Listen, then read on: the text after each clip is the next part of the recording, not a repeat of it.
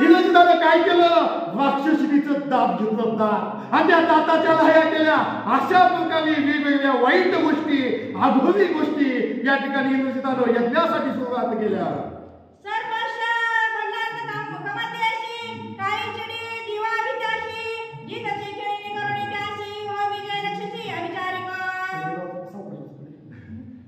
सावकाश पीठ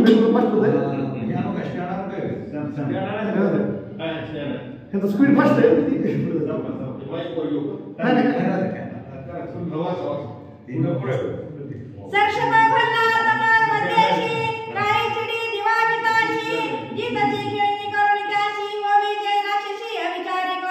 अविचारिक अतिशय अघोरी यज्ञ चालू आहे. अविचारी यज्ञ चालू आहे. या यज्ञाच्या सामर्थ्यामुळे इंद्रजिताकडे सुद्धा रामाला शवबंधनात पाडण्याचं सामर्थ्य निर्माण होणार आहे.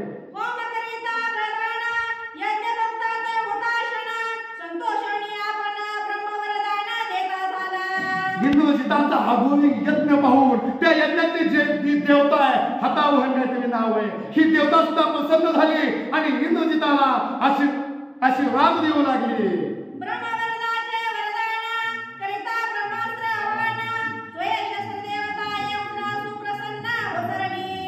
स्वतः देवता सुद्धा कारण आशीर्वाद कुणाचा आहे? ब्रह्मदेवाचा आशीर्वाद आहे. या आशीर्वादामुळे त्या यज्ञामुळे यज्ञपुरुष ज्याप्रमाणे राम लक्ष्मण भरत शत्रुघ्न यांच्यासाठी प्रसाद घेऊन पासाय घेऊन जसा यज्ञ पुरुष बाहेर आला, तसंच या इंद्रजिताचा अघोरी यज्ञ म्हणून यज्ञ पुरुष बाहेर आला. अस्त्रदेवता बाहेर आली, शस्त्रदेवता बाहेर आली आणि इंद्रजिताला मायावी शस्त्र देऊ लागली.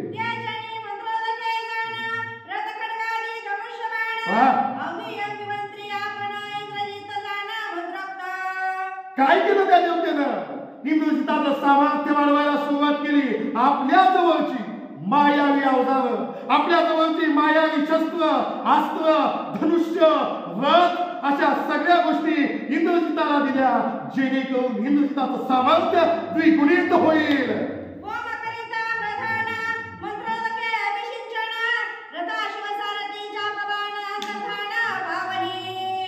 अतिशय मायावी असणारा रथ त्या अघोरी यज्ञामधून बाहेर पडलेला आहे. अदृश्य व्हायचं सामर्थ्य त्या रथामध्ये. आधीच मायावी असणारा इंद्रजित आहे आणि अशा इंद्रजिताला मायावी असणारा रथ भेटला, जोड लागली आणि इंद्रजित या ठिकाणी हास्यवदन करू लागले.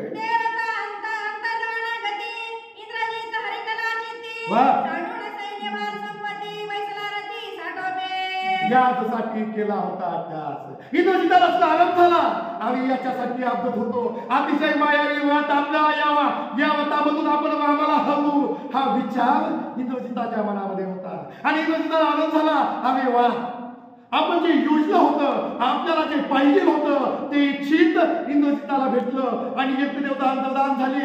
हे पाहून इंद्रजिताच्या मनामध्ये आनंद निर्माण झाला.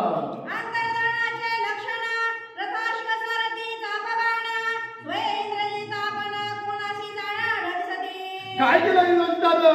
आनंद झाला. आता बघू मला रामात किती सामर्थ्य आहे, लक्ष्मणात किती सामर्थ्य आहे. आणि येऊ द्या म्हणले हनुमंत. इंद्रजित रथामध्ये बसले आणि रामाच्या दिशेनं एकटच जाऊ लागले.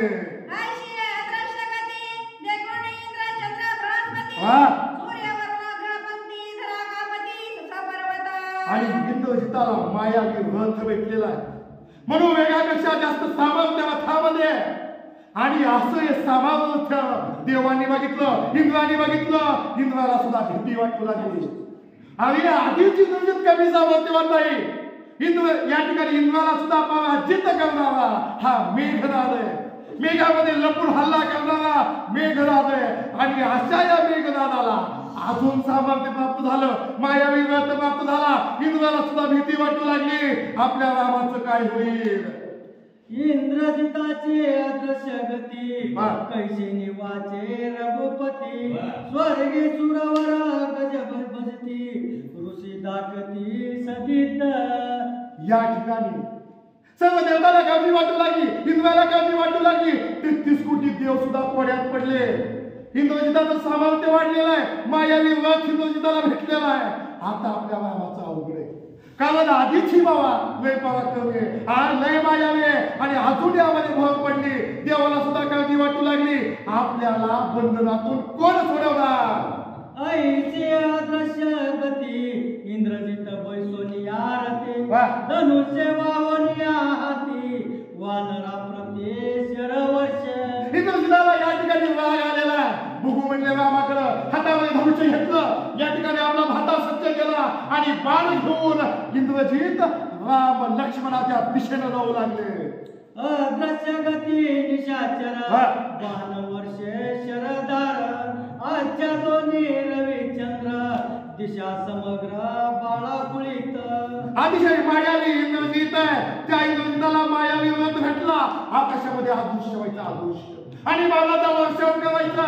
त्या ठिकाणाहून पुन्हा अदृश्य, दुसऱ्या ठिकाणी तिथून बाण, तिथून अदृश्य. संपूर्ण रवी सूर्य झाकतील, सूर्य सुद्धा या ठिकाणी झाकावून जाईल. इतक्या बाणाचा वर्षाव वानर सेनेवर इंद्रजितानं चालू केला. बाण येतान दिसती अवचिते अंगे आदळती तेने वानरा कळ करती रणी पडते आकंद्रे. आपल्याला शक्ती दिसत नाही. वानर बघू लागली आकाशात बाण येत आहे. बेसावत होती, कुणाच्या हाताला लाग, कुणाच्या पायाची, कुणाला काय होऊ. वानर सेना त्रस्त झाली. कारण आकाशामधून बाण येतात खरे, पण कुठून येतात, कसे येतात, कुणालाही थांबता लागेना.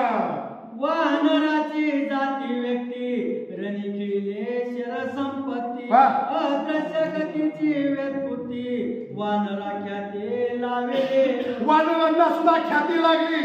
वानरांच्या मनामध्ये सुद्धा भीती निर्माण झाली. अरे काय चालू आहे, कुठून बाण येतात, कसं यायला लागलंय. कुणाला वानर सेनेला काही समजायला गेलं, पण मनामध्ये भीती निर्माण झाली. बाण येतो काय की, लागतो काय की, वानर सेना भयभीत झाली. सम्मुख योदान दिशे कोणाशी हनु धूम पाशा कोणाशी करो आंदोलन मनताची बाण कडतरती. वानराला कधी सामर्थ्यशाली नव्हती.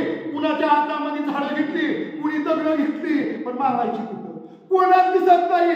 बाण तर येते तर खरं, नेमकं काय करावं. वानर सेना आश्चर्यचकित झाली.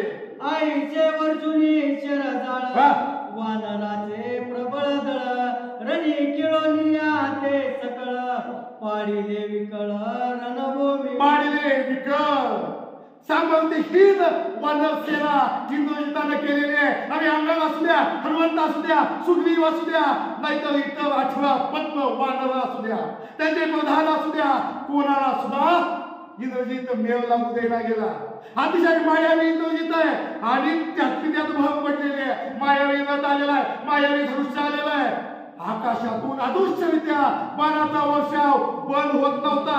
नेमकं कुठून बाण येतात, कोणालाही थांबता लागेला गेला. अदृश्य गती शस्त्र संभार परशु पिट्ट गदा मूत्र शूळ परिग तोमर रणी वानरे चोखले. रणी वानर चोखले. इंद्रजिता काय करतोय, बाणाचा वर्षाव करतोय, मजबूत गदा हाणतोय, फरशा हाणतोय, कुऱ्हाडी हाणतोय. वानर सेना या ठिकाणी दचकून भयभीत झाली. अदृश्य विधी वानर विरा लाविला मेघनादे दरारा विंदिल्या मुख्य दुरा त्याही अवतारा सांगेन. मुख्य दुरा जे जास्त सामर्थ्यशाली आहेत, जे रामाचे प्रधान आहेत, सुग्रीव असेल, जामवंत असेल, अंगण असेल, अशा मोठ्या मोठ्या अतिशय पराक्रमी वानरांना सुद्धा इंद्रजितानं हिसका दाखवायला चालू केलं. अदृश्य दिसत नाही याचा फायदा इंद्रजितानं घेतला. अंगण असू द्या, हनुमंत असू द्या, या ठिकाणी अदृश्यपणे बाण मारायला सुरुवात केली. अदृश्य विंदी इंद्रजित कवळोनी अद्यभूत मुख्य दुराचा करीत घात अकस्मात अतर्क्य. अकस्मात अतर्क्य अचानकपणे कुठेही उत्पन्न व्हायचा, तिथून बाण सोडायचा, तिथून गायब, दुसरीकडे पळतोय, तिथं बाण, तिथून गायब. कुणाला सुद्धा काय करायला गेलं, ज्या मुख्य दुरा आहेत, जे मुख्य वानर सैनिक आहेत, त्यांना सुद्धा समजायला गेलं. अरे काय चालू, कुठलं बाण येत, काय चालू आहे. हातात शिवतात, पायात शिवतात, आपण जखमी झाला, पण करायचं काय. अदृश्य रथा स्वसारथी अदृश्य इंद्रजित महारथी बाण येतान दिसते अंगी अंगी वाजती आतंक्य त्या ठिकाणी सर्व वानरसेना विचार करू लागले. मोठे मोठे रथी महारथी विचार करू लागले. पण येत आपल्या अंगामध्ये हा शरीरामध्ये छातीमध्ये घुसतायत. पण येतात कुठून? कोणाला सुद्धा थांग बत्ता लागेना गेला. सुग्रीव राजा हनुमंत अंगद नळ निळ जांबुवंत रणी पाडिले मोर्चेत अत्कृत्य घात महावीरा. अतिशय घात या ठिकाणी इंद्रजिताने चालू केला. मायावी मतामध्ये बसलेला आहे, अदृश्य मतामध्ये बसलेला आहे. या ठिकाणी अघोरी मतामध्ये इंद्रजित बसलेला आहे. अदृश्यमध्ये बाण मारायला चालू केला. सुग्रीव असू द्या, सुग्रीवाला या ठिकाणी ते शुद्ध मानलं. हनुमंत ज्या हनुमंताला अखिल लंका जाळून टाकली, इंद्रजिताला सुद्धा ऐकेना गेला. त्याच हनुमंताला मायावी मतामुळे बेशुद्ध करण्याचं सामर्थ्य इंद्रजितामध्ये आलं. येताना दिसते बाण जरी करावे निवारण येताच मुख न दिसे जाण अंगवन करावया. वनवा विचार करू लागली. आपलं युद्ध चालू आहे, पण युद्ध करायचे कोणासोबत? अरे आपल्या पुढे कोणाच नाही. अचानकपणे बाण येतात, भयानकपणे बाण येतात, आकाशातून बाण येतात, कधी जमिनीवर येतात, कधी खालून येतात, कधी वरून येतात. हा युद्ध करायचे कोणासोबत? अरे समोर कोणाच नाही. दोन पैलवानाची कुस्ती लागली, पण दुसरा पुढंच नाही. कशी कुस्ती होईल? कुस्ती होत नाही. एकतर्फी डाव इंद्रजिताने चालू केला. मैंद्य द्विविध गंधमादन केसरी दधिमुख सेन कुमोद कुमदाक्ष जान मूर्छापन पाडिले. मोठ्या मोठ्या रथी महारथीला सुद्धा गांजून इंद्रजिताने टाकलेलं आहे. सुषेण असेल, दधिमुख असेल किंवा ती केसरी असेल, एका चढीत एक वानर बलाढ्य आहे. परंतु तरी सुद्धा मायावी असल्यामुळे, हा दुष्य असल्यामुळे इंद्रजित मेळ लागू देईना. जगवय गवाक्ष हरिलोभा पावकाक्ष द्विजीव उल्कामुख पाडिले असंख्य मूर्छित. पाडिले असंख्य मूर्छित. इंद्रजिताकडे मायावी म्हणताय अदृश्यपणे बाणाचा वर्षाव चालू आहे. या ठिकाणी गज असेल, गजाक्ष असेल, असे एकाच रीते वानराचे जे सेनापती होते, ज्यांच्याकडे शतानुशत वानर सेना होती, अशा वानर सेनेच्या मुख्याला सुद्धा, पंधरांना सुद्धा घायाळ इंद्रजित करू लागले. असंग वेगवंत पणस धूम्र शताबली ज्योतिर्मुख सूर्यनळ आणि समुख बाणी असंख्य पाडिले. वेगवेगळ्या विवाची नावं ग्रंथकर्ते आपल्याला सांगतात. दधिमुख मगाशीच होऊन गेला.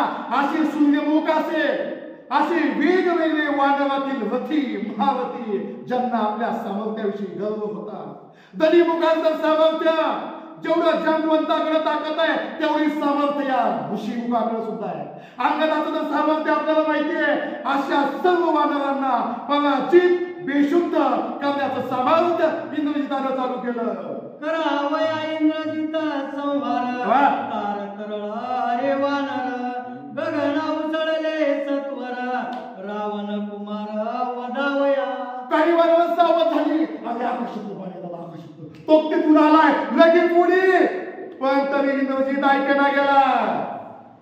अत्कर्य बाणाचा आघात शर भेदले हृदयात येई गाये विवळत मूर्छान्वित पाडिले. काही वानर सावध झाली. आकाशात बघू लागली. कुठून इंद्रजित दिसतोय? इंद्रजित दिसला की उडी मोठ्यानं उड्डाण मारायची. पण तेवढ्या तिथून त्यांच्यावर बाण मारून इंद्रजित पुन्हा गायब व्हायचे. कुणाच्या हृदयात लाग, कुणाच्या पोटात लाग, कुणाच्या मांडीत लाग, सर्व वानर सेना तस्त होऊन गेली. अतकार्य शरांचा महामार आणि काही वानरवीर पारोनी शरबंदी समग्र हर्षे निर्भर इंद्रजित. इंद्रजिताला आनंद झाला. कारण जेवढे सबळ वानर होते, सर्व वानरांना शवबंधन. प्रत्येक वानर आपल्या बाणानं जखमी, त्रस्त, बेशुद्ध इंद्रजिताने केला. अरे वा, जिंकलो म्हणून विचार इंद्रजित करू लागला. शरबंदी वानर मात्र रणी पाडिले समग्र आता वदवया राम समग्र निशाचर खवळला. निशाचर खवळला. इंद्रजिताला राग आला. अरे लय ताप दिला रामाला. आम्ही सगळी बावलती वंशाला सुद्धा कोण वाहिला गेलंय. राग आला आणि मला वडवाचा नंबर झाला. सगळी वाढवणं मी शुद्ध केली. कोण जखमी केलंय, कोण हिवळतंय, कुणाला उठा येईना, कुणाला बसा येईना. पाच बोलले आता नंबर रामाचा डायरेक्ट रामाकडे जातो आणि रामावर सुद्धा बाण मारतो. इंद्रजित विचार करू लागले समुख देखता रघुनाथ निमिषार्धे करील घात. आता कार्य ब्रह्मावर धात भोगी पुरुषार्थ इंद्रजित. इंद्रजित विचार करतोय ब्रह्मयानं मला आशीर्वाद दिलेला आहे. या आशीर्वादामुळे, या अभूमी वथामुळे, या मायावी वथामुळे छलादामध्ये मी रामाला सुद्धा शवबंधन पाडील. म्हणून विचार इंद्रजित करू लागला. ब्रह्म वरदाचे ब्रह्मास्त्र ओमी साधून न विचार. तेने बळे इंद्रजित वीर रणी वानर पाडिले. इंद्रजित विचार करतोय मी विचार केला, वाईट वागलेलो आहे, आघोरी कृत्य केलेलं आहे, आघोरी यज्ञ केलेला आहे आणि या यज्ञामुळे मला व्रत भेटलेला आहे. आणि या रथामुळे मी राम असू लक्ष्मण असू यांना सुद्धा शवबंधनात पाडील. इंद्रजित विचार करू लागले हो मी तो शवनी हुताशन लावनिया वरदबान. हे वनी ब्रह्मास्त्राचे वरदान वानर सैन्य पाडिले. इंद्रजित विचार करतोय मी काय केलं. जे वरदबाण आहे, वरद म्हणजे आशीर्वाद. मगाशीच्या यज्ञ पुरुषानं बाण दिलेले सामर्थ्यशाली बाण आहेत, शवबंधनामध्ये पाडणारे बाण आहेत. ते बाण इंद्रजिताने घेतले आणि त्या बाणामुळे सर्व मानव सेना या ठिकाणी छन्न विछिन्न बेशुद्ध करण्याचं सामर्थ्य इंद्रजिताला प्राप्त झालं. सौमित्रा सांगे रघुनंदन पूर्वी लायसे शरबंधन. कराया इंद्रजित आपण वरदबाण वर्षत. या ठिकाणी सौमित्र लक्ष्मण राया रामचंद्राला म्हणू लागले रामा रामा खोबा इंद्रजित काय करतोय. मायेने अस्त्राचा वर्षाव करतोय, वरदबाणाचा वर्षाव करतोय. दोघांमध्ये संभाषण चालू झालं. वानर माझेनी वीर्यवंत माझेनी धैर्यवंत माझेनी प्रतापे प्रतापवंत ब्रह्मावरदे समस्त पडले. या ठिकाणी रामराया विचार करू लागले, लक्ष्मणराया विचार करू लागले अरे काय झालं. आपली वानरसेना आपल्याला माहिती आहे एका चढीत या ठिकाणी आपल्याकडे योद्धे आहे. परंतु तरी सुद्धा ब्रह्मयाच्या आशीर्वादामुळे वरद बाणामुळे आपली सर्व मानवसेना बेशुद्ध झाली. मनामध्ये वाईट रामचंद्राच्या वाटू लागलं. वरद बाणाची गुप्त अंगी लागते अकस्मात. तेने गाय कपी समस्त रणी हुंबत पाडिले. रणी हुंबत पाडिले. वनामध्ये विवरत सर्व मानव बसलेले. कुणाच्या पाठीला बाण लागलाय, कुणाच्या हृदयात बाण शिरलेलाय, कोणाचा हात गेलेलाय. सर्व वानर सेनेची अवस्था रामरायानं बघितली आणि रामराया विचार करू लागले आम्ही या इंद्रजितानं मायावी सामर्थ्यानं अकस्मातपणे पुढे न येता गुपचूपपणे अदृश्यरित्या बाण मारून आपली संपूर्ण सेना या ठिकाणी बेशुद्ध केली. आता करिया ब्रह्मावर दावी नादान न दिशे दान दिसती बाण. अदर्शे क्षत्रिय वानर शरबंधनी जान बांधिले. शरबंधनी जान बांधले. नेमकं बाण कुठून येत आहेत कुणालाही कळेना गेलं. अदृश्य असणारे बाण आहेत परंतु तरी सुद्धा कारण कुठं जावं, कुणावर हल्ला करावा कोणत्याही वानराला समजलं नाही. प्रत्येक वानर या ठिकाणी शवबंधनात पाडण्याचं सामर्थ्य इंद्रजितानं केलेलं आहे. बरोबर विचार चालू केला.